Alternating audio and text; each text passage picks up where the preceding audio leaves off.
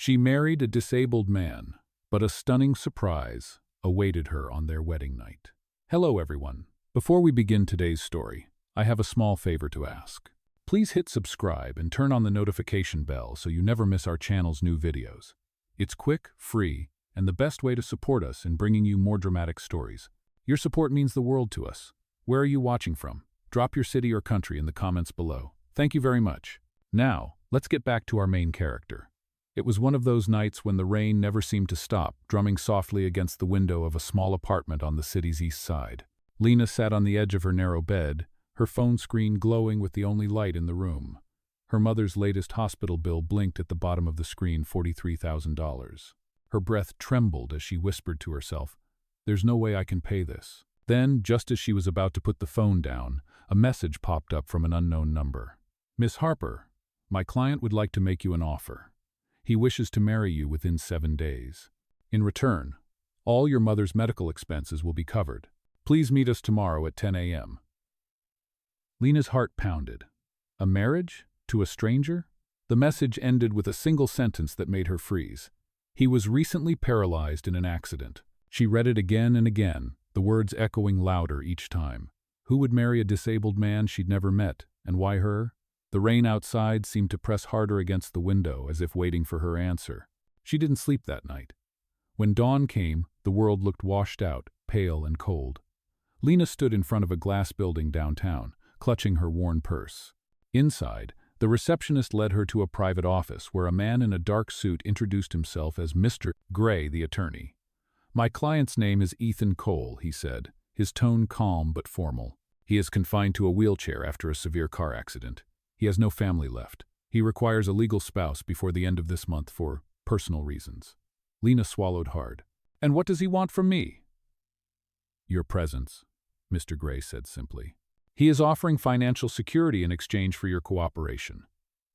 6 months of marriage. No intimacy required. You will live with him at his estate. After that, the arrangement ends." Her stomach twisted. It sounded like a contract, not a marriage. But when he slid a file toward her and she saw her mother's hospital listed under expenses covered, her breath caught. "Why me?" she whispered. "Because, Mr. Gray replied, you have no criminal record, no ties to the press, and you've been described as someone who cares deeply for others." Lena let out a soft laugh, half disbelief, half despair. "That's what makes me the perfect bride for hire?" He didn't answer. The silence said enough. Hours later, Lena stood in a quiet garden behind a courthouse, wearing a plain white dress she'd borrowed from the hospital's charity closet. The air smelled like rain and roses. Ethan Cole sat in a wheelchair, his face calm, unreadable. He was young, early 30s, maybe, but there was something guarded in his dark eyes, a weight that felt older than his years. When the officiant said, "You may kiss your bride," Ethan simply nodded instead. There was no kiss, no applause, just the echo of the rain starting again on the marble steps. That night, Lena sat in the guest room of his mansion, her wedding ring cold on her finger. Down the hall, she could hear the faint hum of wheels on polished wood. Ethan moving somewhere in the dark. Her chest tightened. She had done it. She had married a man she didn't love to save the person she loved most. But she couldn't shake the feeling that nothing about this arrangement was as simple as it seemed. Somewhere behind the closed doors of that mansion, secrets waited. Secrets she wasn't supposed to find. And as she lay awake, staring at the ceiling, she didn't know that the biggest secret of all would be revealed on their wedding night. The first morning in Ethan's mansion was strangely quiet. Sunlight spilled through the tall windows, catching the dust that hung like glitter in the air. Lena woke up to the faint sound of a clock ticking somewhere down the hall. Her wedding ring glinted as she rubbed her eyes. For a second, she almost believed the previous night had been a dream. But then she saw the wedding certificate lying on the nightstand and reality hit her again. She was married to a man she barely knew. She washed her face, brushed her hair, and walked down the marble corridor, her footsteps echoing against the walls. A maid in a black uniform appeared from the kitchen and gave her a polite but distant smile. "Breakfast is served in the conservatory, Mrs. Cole." The words Mrs. Cole made her pause. She was someone's wife now. In another life, it might have meant happiness. But in this one, it felt like a name borrowed from someone else. She followed the maid's directions and found Ethan seated near a glass wall overlooking the garden. He wore a gray sweater, his wheelchair positioned beside the table. The morning light softened his sharp features, making him look almost gentle. He looked up when she entered. "Good morning," he said. His voice was calm, low, and controlled. "Good morning," she answered, sitting across from him. There was a delicate breakfast spread between them, fresh fruit, scrambled eggs, and coffee that smelled expensive. For a while, neither spoke. Finally, he said, "Mr. Gray told me your mother's operation is scheduled for next week." "The hospital has been paid." Lena blinked, stunned. "Already?" He nodded. "That was part of the agreement." She whispered, "Thank you," and meant it, even if the gratitude felt heavy with guilt. He studied her for a moment, his gaze unreadable. "I do not need your gratitude, Lena. Just honesty. I expect you to follow the terms. No pretending, no emotions." She nodded quickly, feeling heat rush to her cheeks. "I understand." He gave a short nod and returned to his coffee. That became their rhythm, formal, quiet, distant. Days turned into a slow pattern. Lena spent mornings reading in the library, afternoons sketching in the sunroom, and evenings sharing silent dinners with a man who always kept his thoughts hidden. But despite his coldness, she could not help noticing the details. The way he looked out at the garden, as if he missed walking among the trees. The way his jaw tightened whenever someone offered help with his chair.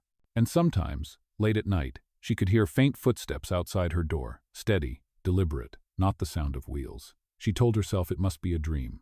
One afternoon, as she carried a tray of tea into the study, she saw Ethan reading documents. His sleeves were rolled up, revealing strong forearms that did not look weak at all. When he noticed her staring, he spoke without looking up. "You do not have to serve me, Lena. That is what the staff is for." "I wanted to," she said softly. "You look tired." He sighed, setting his pen down. "You are not here to worry about me." "Then what am I here for?" she asked before she could stop herself. His dark eyes lifted to hers, and for the first time, she saw a flicker of something human pain, maybe regret. "To give this house the illusion of life again," he said quietly. "Nothing more." That night, Lena found herself walking the mansion halls, her slippers whispering against the floor. She stopped outside his door when she heard a faint sound music. A piano, soft and uncertain, playing somewhere inside. She hesitated, then pushed the door open just a little. Ethan sat by the grand piano, his hands moving gracefully across the keys. There was no wheelchair in sight. She covered her mouth to stop a gasp. He turned slightly, his expression unreadable, but his eyes burned with something between defiance and shame. "You were not supposed to see this," he said, his voice rough. Lena took a step back, her heart pounding. "You can walk," she whispered. He closed the piano lid slowly. "It is complicated," he said. "Then tell me," she pressed. "Why the lies?" He looked at her for a long time before replying. "Because I needed to know what kind of person would marry a man who could give her nothing. I needed to see if someone could stay for more than what they could gain." She felt her chest tighten with disbelief and anger. "So this was all a test?" he exhaled. "At first, yes. But then you came, and for the first time in a long while, I stopped feeling like a ghost." Silence hung between them, filled only by the faint ticking of the clock. Lena's voice trembled. "You paid for my mother's surgery with a lie. I gave you a choice," he said quietly. "You chose kindness, and maybe I needed to believe that kindness still existed." She turned away, tears pricking her eyes. "You have everything, Ethan, and yet you are the loneliest person I have ever met." She left the room before he could respond. But behind her, Ethan whispered into the darkness, "You have no idea how right you are." The following morning, the house felt colder than ever. Lena avoided the study where the piano stood, and Ethan did not come to breakfast. The maids whispered that he had left early for meetings at the company headquarters, but Lena could not shake the image of him standing, perfectly steady, as if the wheelchair had been nothing but a costume. She spent the day in silence, cleaning out her sketchbook, trying to convince herself not to care. But anger and confusion tangled inside her chest until she could hardly breathe. When Ethan finally returned that evening, she was waiting for him in the foyer. "You lied to me," she said before he could even speak. He looked exhausted, rain dripping from his coat, but his expression was unreadable. "I told you it was complicated. You made me feel sorry for you," she snapped. "You made me believe this marriage was just about pity and obligation. Do you have any idea what that does to a person?" He rubbed his temples, his voice tight. "Lena, you are not the only one who was hurt in this. After the accident, everyone disappeared. Friends, investors, even family. People who claimed to love me vanished the moment I could not stand. I needed to know if anyone in this world still believed in loyalty when there was nothing to gain. So you tested me, she said bitterly. Like some kind of experiment. At first, he admitted, yes, but not anymore. His voice softened. When you walked into this house, it stopped feeling empty. You made me want to be better than the man who had to fake weakness to find kindness. She stared at him, searching his eyes for sincerity. But all she saw was pain, the same loneliness that had drawn her to him in the first place. She turned away. I do not know what to believe anymore. That night, Lena packed a small bag. She could not stay in that mansion built on half-truths and contracts. As she stepped outside, the rain poured again, washing over the stone steps like a cruel reminder of the night she first said yes. But before she could reach the gate, headlights swept across the driveway, and a black car pulled up. Ethan's lawyer, Mr. Gray, stepped out, holding an envelope. "Mrs. Cole," he said, breathing heavily, "your mother's surgery is complete. She is recovering well." Relief and guilt hit her all at once.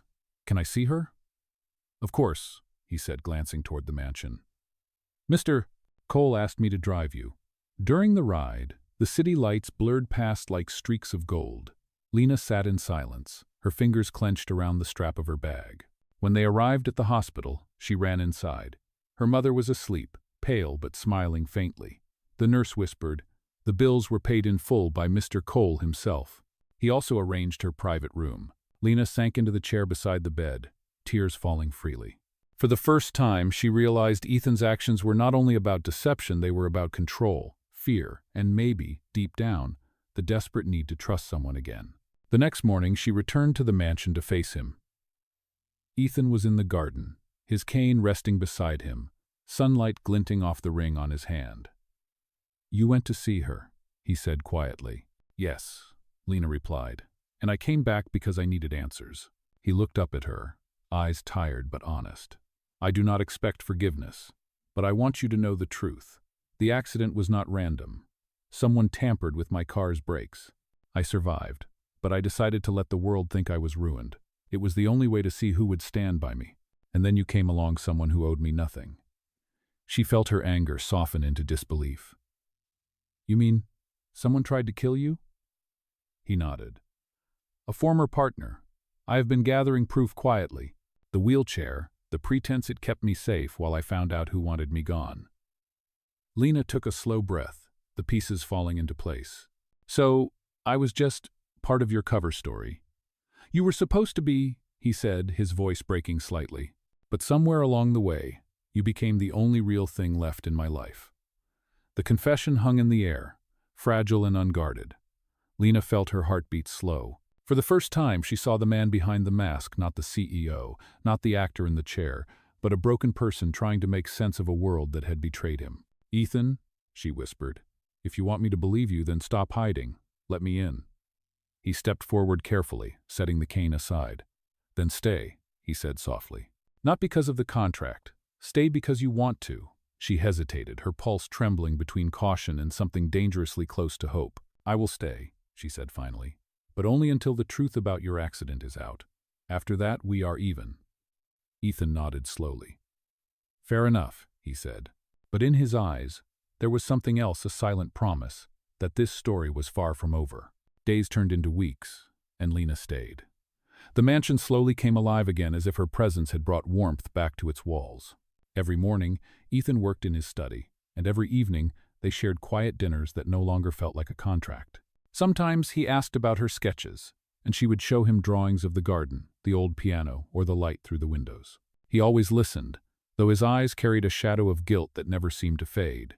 One afternoon, as autumn leaves swirled outside, Ethan invited her to join him in the car. "There is something I want to show you," he said. They drove for nearly an hour, the city giving way to hills and fields, until they reached a community center under construction. A large sign stood out front, the Cole Foundation, a second chance project. Workers waved as Ethan and Lena approached. "This is what I have been working on," he explained. "A program for people with disabilities, for veterans, for anyone who needs to start again. I wanted to build something meaningful before the truth about me came out." Lena looked at the half-built structure and felt something stir inside her. "You could have told me this sooner," she said. He nodded, his jaw tightening. I wanted you to see it, not just hear it. When she smiled faintly, he added, You are the first person I have brought here. That night, as they returned home, the silence in the car was soft, not heavy. The tension between them had shifted, no longer distrust, but something unspoken. When they reached the mansion, rain began to fall, and Ethan insisted she stay inside while he carried a stack of files from the trunk.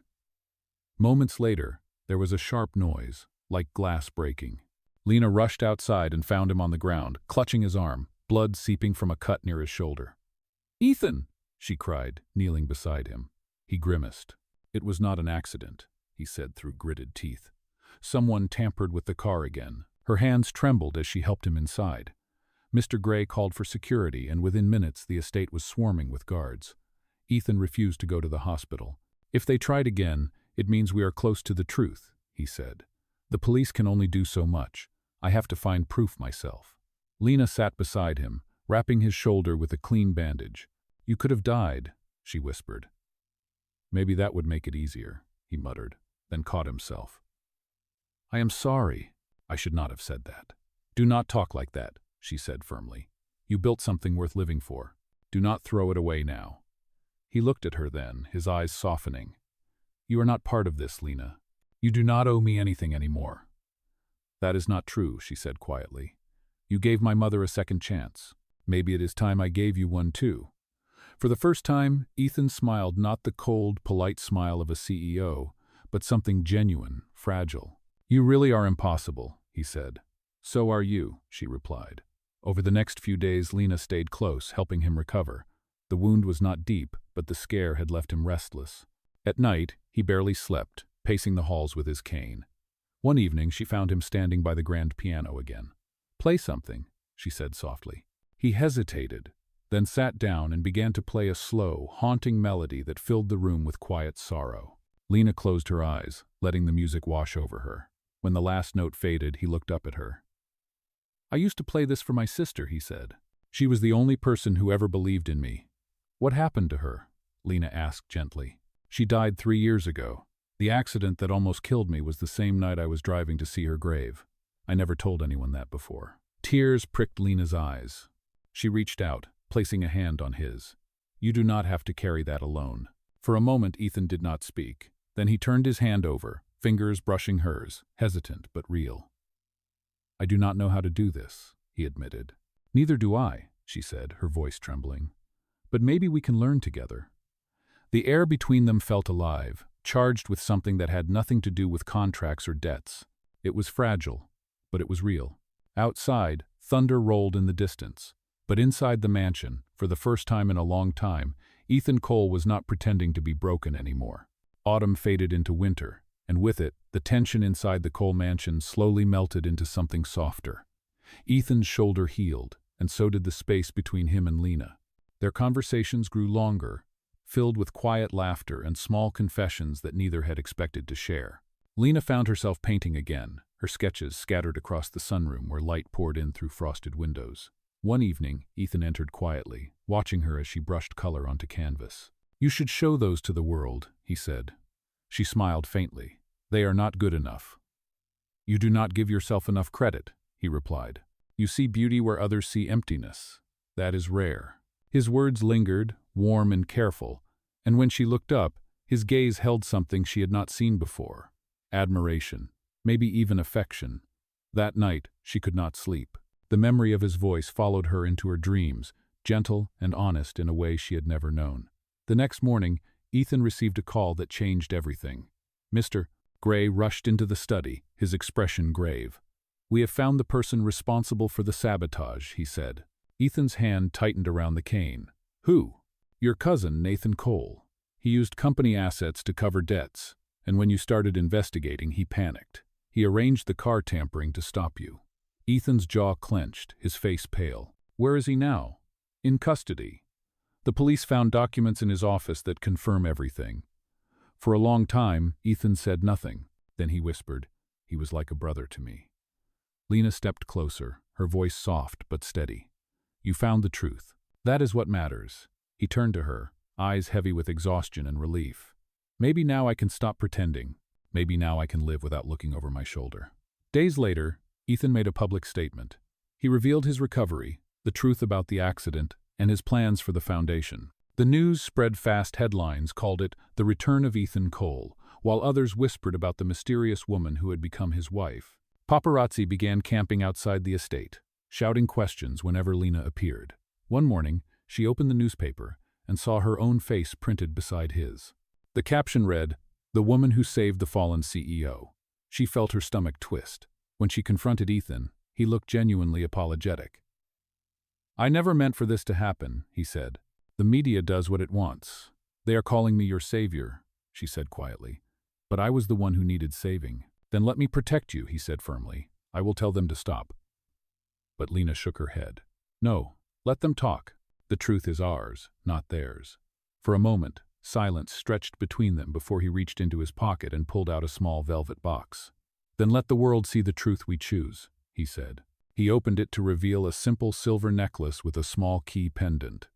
"It is not a ring," he said softly, "but it unlocks the studio next to the foundation. I built it for you. It is yours to fill with color, with life, with whatever makes you feel free." Tears welled in her eyes as she touched the pendant. "Why would you do this?" she whispered. "Because you reminded me what it means to feel alive," he said. "You gave me back my purpose. I wanted to give you back your dream." She smiled through her tears. "You already did." From that day forward, Lena spent her mornings painting at the foundation, where survivors and dreamers alike came to heal and rebuild. Ethan visited often, his cane tapping softly on the marble floors, his presence no longer commanding but comforting. One afternoon, as snow fell outside the glass walls, he watched her finish a painting of two hands reaching toward each other. "What will you call it?" he asked. She thought for a moment, then said, "Trust." He smiled. "Fitting." Their eyes met, and the quiet between them spoke louder than words. That night, as the fireplace crackled and wind howled outside, Ethan turned to her and said, "I once thought my accident ruined me, but it led me to you." She looked at him, her heart steady for the first time in years. "Maybe we both needed to be broken," she said softly, "so we could learn how to be whole together." Outside, the snow continued to fall, covering the garden in white. Inside, the two of them sat side by side, no longer bound by a contract or a lie, but by something far stronger, the simple, extraordinary choice to stay. Spring arrived slowly, melting the last traces of snow from the garden paths outside the Cole estate. The world seemed softer now, calmer, as if time itself had taken a breath. For the first time in years, Ethan no longer woke in pain or fear. Each morning, he walked with his cane to the foundation, where Lena was already at work surrounded by canvases and people who came there to start over. She had become the quiet heartbeat of the place, her art filling the walls with color and her compassion drawing others in. Ethan often stood in the doorway, watching her laugh with the volunteers, the sunlight warming her face. He had learned to stop hiding from his feelings, but he still struggled to say the words that weighed on his heart. One afternoon, as the team prepared for the foundation's first charity gala, Lena found him standing on the terrace, staring out over the city skyline. "You are nervous," she teased gently. "That is new." He smiled faintly. "I am not used to being the center of attention anymore." "You will do fine," she said. "They will see what I see, a man who rebuilt his life from nothing." He looked at her, and something in his eyes flickered. Something she could not quite name. "Lena," he said softly, "there is something I need to tell you after the gala. Something important." She tilted her head, curious, but he only smiled and said, "You will know soon enough." That night, the ballroom glowed with golden light. Guests filled the space, reporters snapping photos, the hum of conversation rising like a symphony. Ethan, now standing tall without his cane, greeted each guest with quiet confidence. When he stepped onto the stage to speak, the room fell silent. "A year ago," he began, "I was a man who thought he had lost everything: his health, his purpose, his faith in people. But someone reminded me that true strength is not about standing without help. It is about finding someone worth standing for." His eyes found Lena in the crowd, her expression caught between pride and tears. Applause filled the room. As the music swelled, Ethan stepped down from the stage and walked straight to her. The photographers turned their lenses as he reached for her hand. "Lena Harper," he said loud enough for everyone to hear, "I once asked you to marry me out of obligation. Tonight, I am asking you again, but this time, out of love." The room gasped, and Lena froze, her eyes wide. He knelt carefully, holding out a small velvet box. Inside was a simple ring engraved with 2 words. Second chance. The same phrase carved into the foundation's stone wall. "Ethan," she whispered, trembling, "you do not have to do this in front of everyone."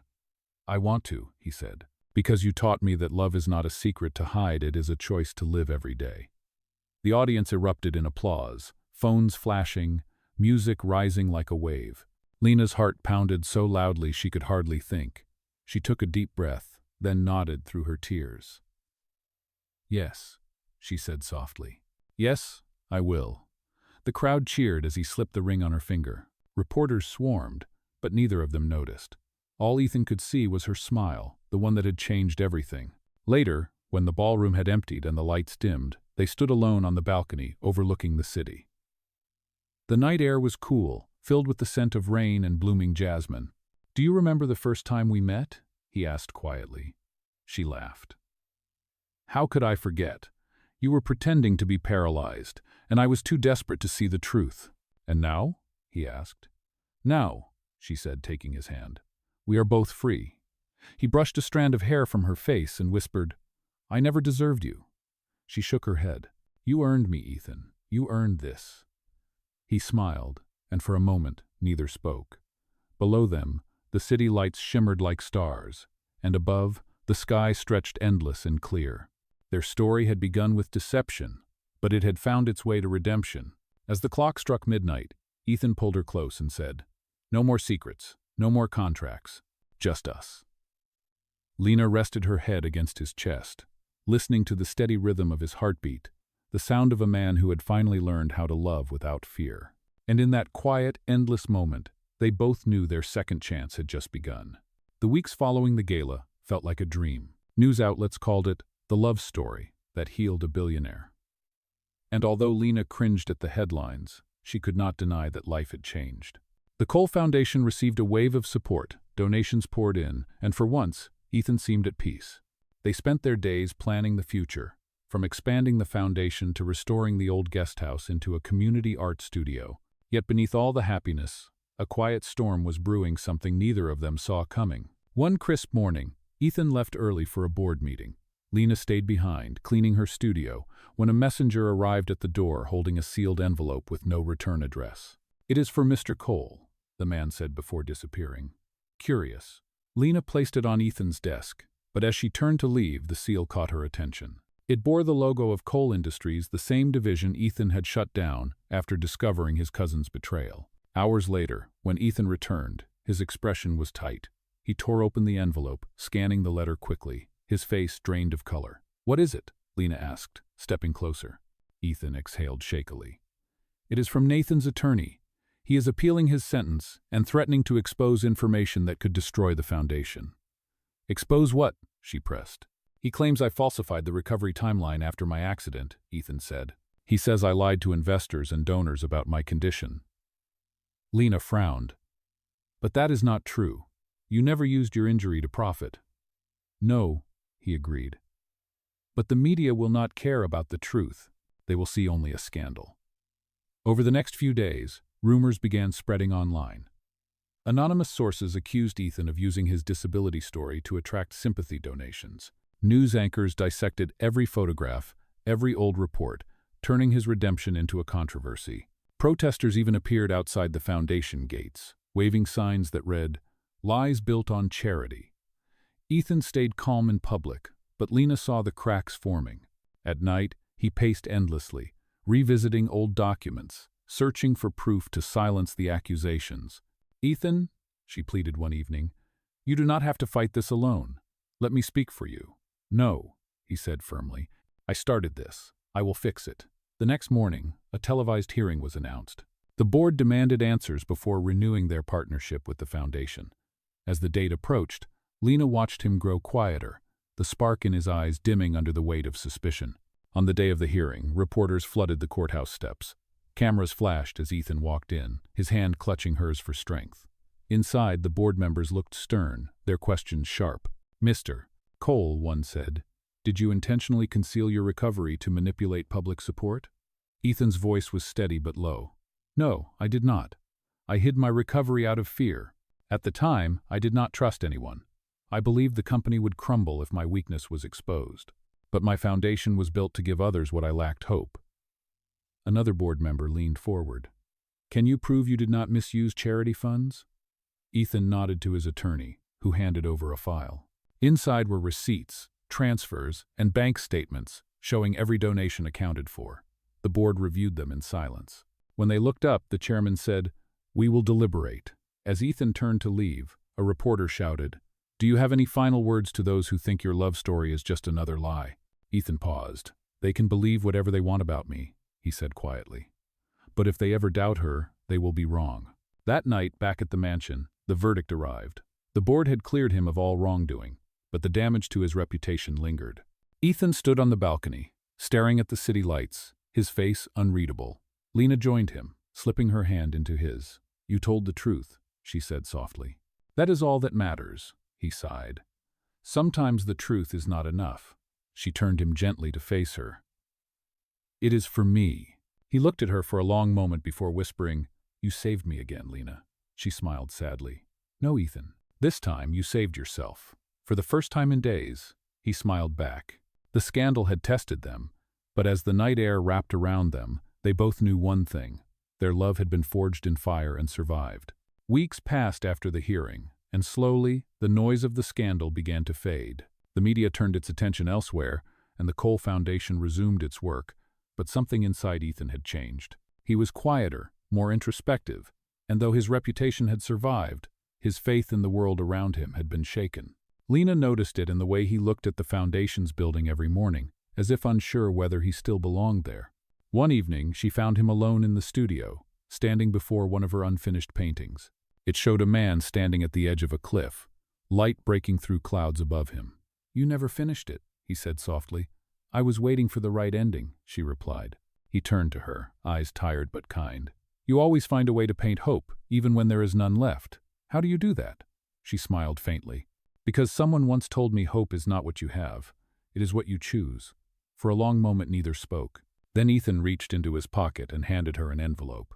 "What is this?" she asked. "It is an invitation," he said. "To the new headquarters of the foundation in the city. We are opening next month. I want you to unveil the first art gallery there, one dedicated to your work and to everyone who helped rebuild this." Her eyes widened. "Ethan, I cannot." "You can," he interrupted gently. "It was your kindness that rebuilt this place, not my name. It is time people saw that." A month later, the grand opening arrived. The city hall glowed with banners that read "Second Chance Gala." Guests filled the hall, donors, volunteers, and families whose lives had been changed by the foundation. Cameras flashed as Ethan took the stage to speak, his voice steady but full of emotion. "This foundation was born from mistakes, from pride, from fear, from loss," he said. "But it was rebuilt by compassion. Every person here tonight has taught me that redemption is not something you find. It is something you create together." When the applause quieted, he turned toward Lena. "And there is one person without whom none of this would exist." He nodded to the side of the stage, and the curtain lifted to reveal a new art installation, Lena's gallery. Paintings lined the walls, each telling a story of recovery and grace. A hand reaching out of darkness, a cracked vase filled with flowers, and at the center, the piece she had finished just days before the man on the cliff, now stepping forward into the light. The crowd gasped, and for a moment the entire room seemed to hold its breath. Ethan continued, "I once believed that strength meant standing alone, but she showed me that true strength means letting someone stand beside you. Lena Harper, thank you for teaching me how to live again." The applause rose to thunder. Lena stood frozen, tears spilling down her cheeks. When the ceremony ended, Ethan found her in the garden behind the hall. String lights hung between the trees, casting a soft glow on the cobblestone path. "You did not have to do that," she said, her voice trembling. "You gave me too much credit." "I gave you what you deserve," he said quietly. "And what do you deserve?" she asked. He hesitated, then said, "A chance to make things right, to love you without fear or lies this time." The sincerity in his tone made her heart ache. "Ethan, after everything, are you sure that is what you want?" "I have never been more sure of anything," he said. "This time, there are no contracts, no tests, just us."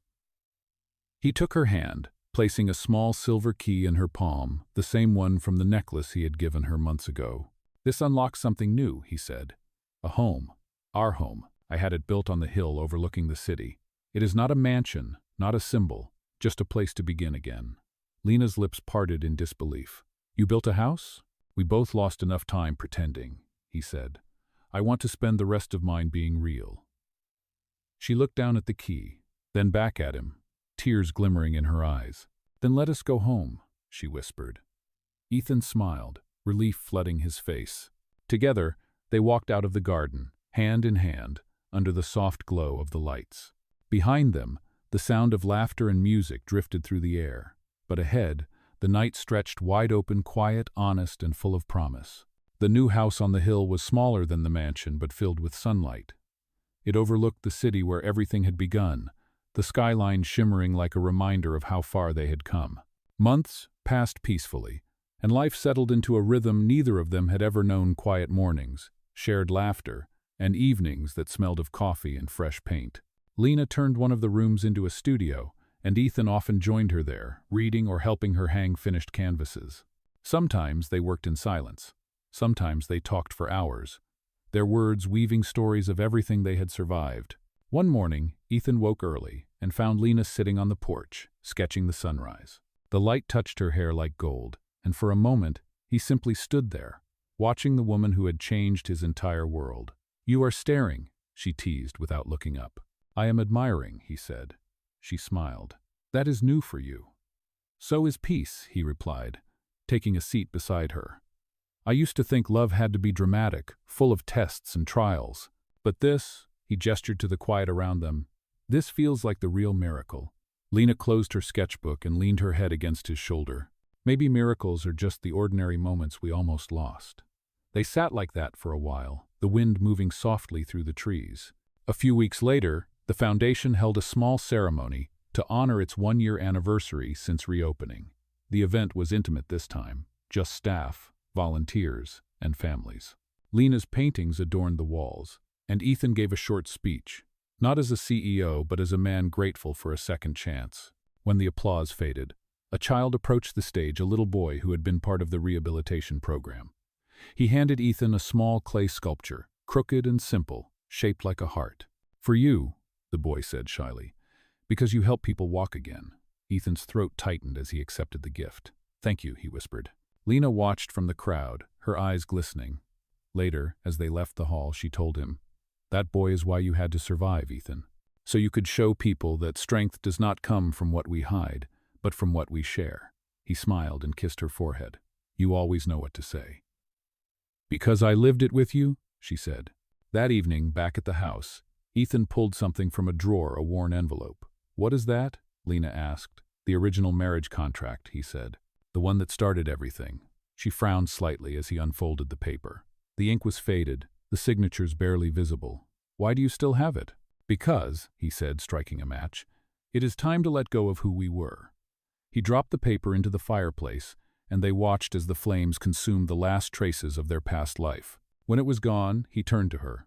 From now on, there are no conditions, no terms, no obligations, just us. She took his hand, her voice barely above a whisper. Then this time let us promise for real. To what? He asked softly. To stay when life gets hard, to speak the truth even when it hurts. To love, not out of debt or duty, but because we choose to. He smiled. Then I promise. She leaned in, their foreheads touching as the firelight flickered between them. Outside, the city lights shimmered below like stars that had fallen to earth. Years later, the Cole Foundation grew into one of the most trusted charities in the country, known not just for its success, but for its humanity. People spoke of Ethan Cole as the man who turned his own downfall into a lifeline for others, and of Lena Harper, the artist who painted hope into the walls of the world. But for them, the real story was simpler. It lived in the quiet moments, in the laughter shared over morning coffee, in the warmth of hands that had once been strangers. And whenever visitors came to their hilltop home, they would see one painting hanging in the center of the living room, the man on the cliff, stepping into the light. Underneath it, a small plaque read, Second Chance. Because in the end, that was what their love had always been. Not perfect, not easy, but true. A second chance not just to love, but to live again.